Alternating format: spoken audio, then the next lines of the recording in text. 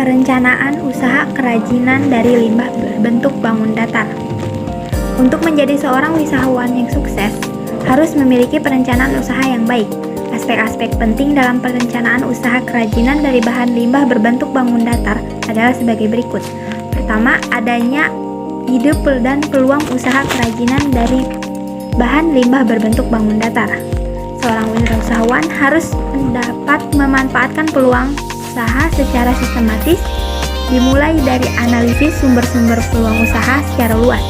Persiapan yang dapat dilakukan dalam menganalisis peluang usaha sebagai berikut, yaitu meneliti berapa luas usaha yang akan dipilih, bentuk usaha apa yang akan dipilih, jenis usaha apa yang akan dipilih, dan informasi usaha yang akan diterima, dan ada atau tidaknya peta usaha yang akan menguntungkan. Setelah mengidentifikasi peluang usaha, seorang wirausahawan kerajinan memilih jenis usaha produk kerajinan. Proses pemilihan ini melalui tahap analisis yang cermat. Untuk itu, diperlukan pertimbangan yang matang, biasanya disebut evaluasi dengan kriteria yang telah dikembangkan sesuai kebutuhan. Menganalisis peluang usaha pada produk kerajinan dimaksudkan untuk menemukan peluang dan potensi usaha yang dapat dimanfaatkan, serta untuk mengetahui besarnya potensi usaha yang tersedia dan berapa lama usaha tersebut dapat bertahan.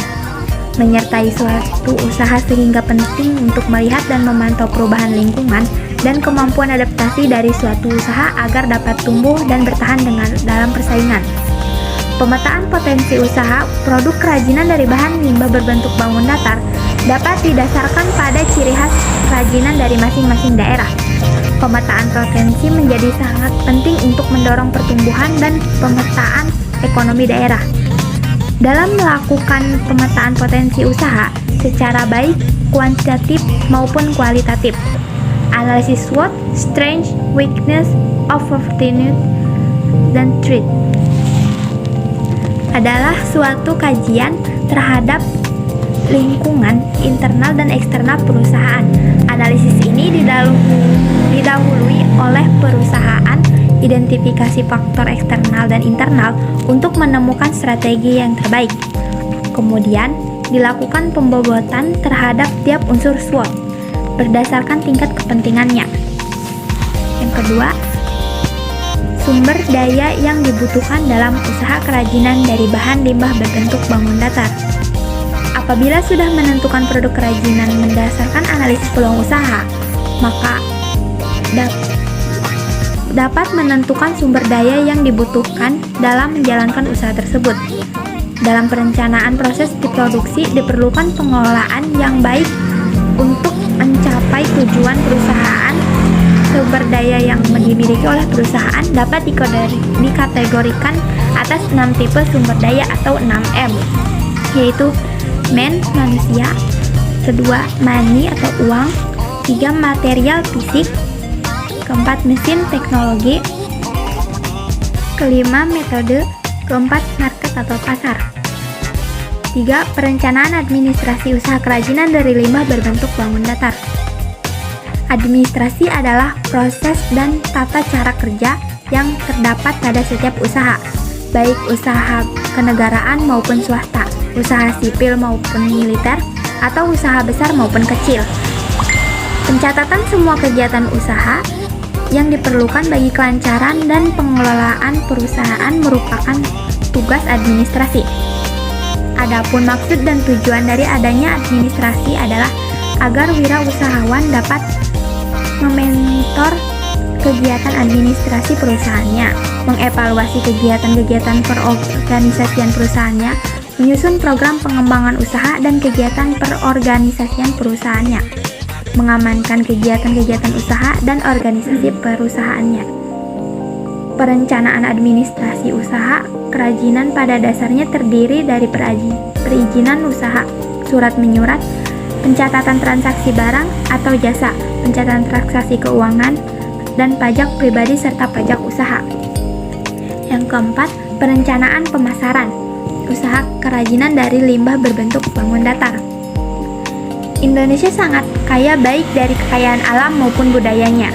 komoditas produk kerajinan negara Indonesia banyak dikenal di mancanegara. Banyak sekali pengusaha asal Indonesia yang menggantungkan hidupnya dari usaha kerajinan tersebut, baik yang sifatnya lokal maupun yang sudah go internasional. Apalagi di daerah sekitar lokasi pariwisata, sudah biasa dipastikan banyak warga Indonesia yang berjualan produk kerajinan. Indonesia memiliki banyak tempat wisata dan menjadi prospek bisnis kerajinan yang sangat baik. Selain aspek-aspek tadi, ada juga yang harus diperhatikan ialah sistem produksi usaha kerajinan dari bahan limbah berbentuk bagian datar. Produk kerajinan banyak memanfaatkan bahan-bahan alam seperti tanah liat, serat alam, kayu, bambu, kulit, logam, batu, dan rotan. Ada juga yang memanfaatkan bahan sintetis sebagai bahan kerajinan, seperti limbah, kertas, plastik, dan karet. Produk kerajinan di setiap daerah memiliki kekhasan lokal yang menjadi unggulan daerah. Secara umum, jenis bahan limbah untuk produk kerajinan dapat dibagi menjadi dua kelompok, yaitu bahan limbah berbentuk bagian datar dan bahan limbah berbentuk bangun datar. Beberapa kerajinan dari bahan limbah berbentuk bangun datar akan diurai secara singkat pada penjelasan berikut ini. 1. Aneka produk kerajinan dari bahan limbah berbentuk bangun datar.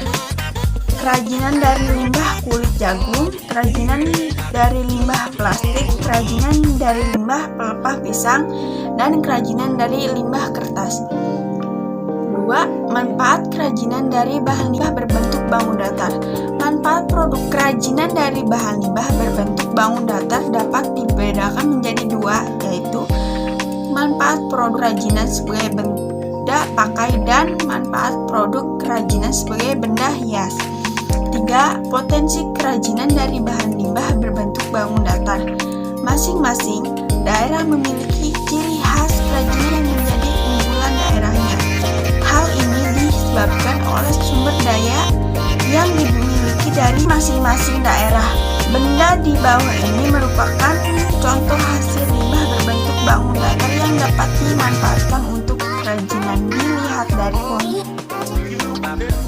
dari kondisi wilayahnya.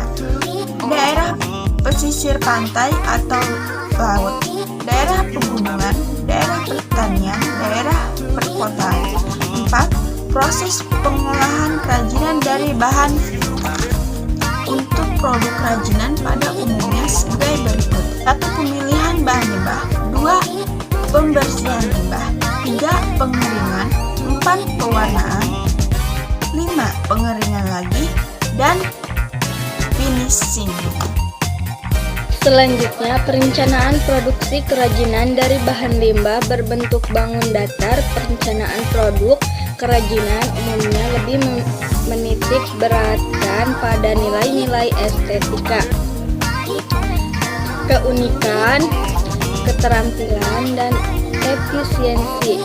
Sementara dalam pemenuhan fungsinya lebih menanamkan pada pemenuhan fungsi pakai yang lebih bersifat fisik atau fisiologis, misalnya benda-benda pakai, perhiasan, furnitur, sandang, dan sebagainya. Perencanaan produk kerajinan harus memperhatikan unsur estetika dan ergonomis.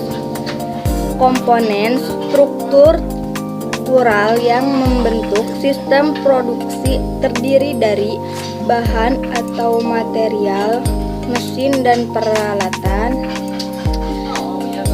tenaga kerja modal, energi, informasi, tanah, dan lain-lain. Sedangkan komponen fungsinya terdiri dari supervisi, perencanaan, pengendalian, koordinasi, dan kepemimpinan yang kesemuanya berkaitan dengan manajemen dan organisasi. Suatu sistem produksi selalu berada dalam lingkungan sehingga aspek-aspek lingkungan seperti perkembangan teknologi, sosial dan ekonomi, serta kebijakan pemerintah sangat mempengaruhi keberadaan sistem produksi itu. Produk kerajinan umumnya diproduksi ulang atau diperbanyak dalam skala home industry. Oleh karena itu dibutuhkan persyaratan-persyaratan tertentu yang harus dipenuhi dalam proses perancangannya. 1. Menentukan bahan atau material produksi. 2. Menentukan teknik produksi.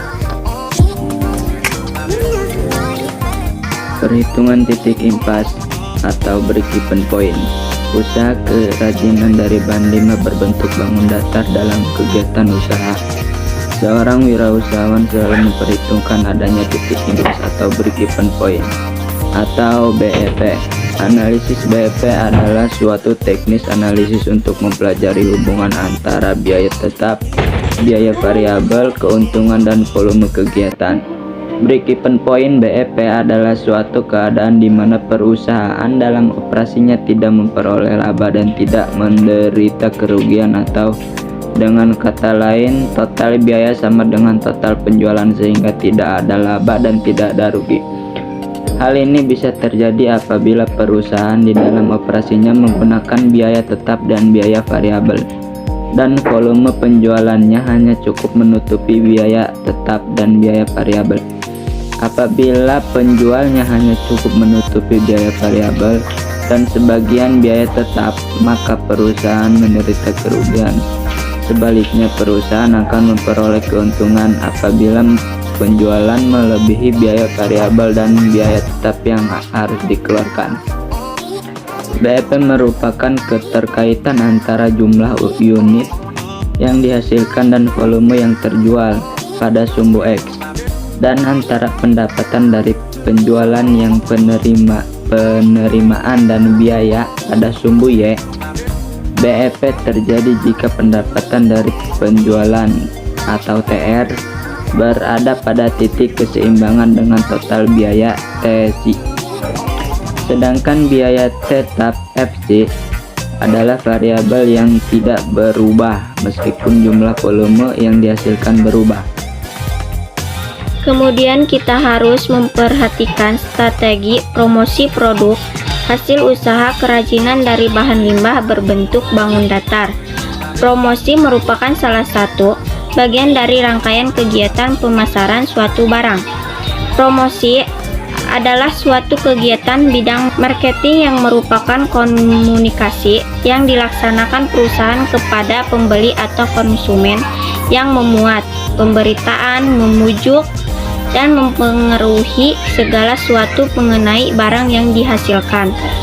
Untuk konsumen, segala kegiatan itu bertunjukan untuk meningkatkan volume penjualan dengan menarik peminta konsumen dalam mengambil keputusan untuk membeli di perusahaan tersebut.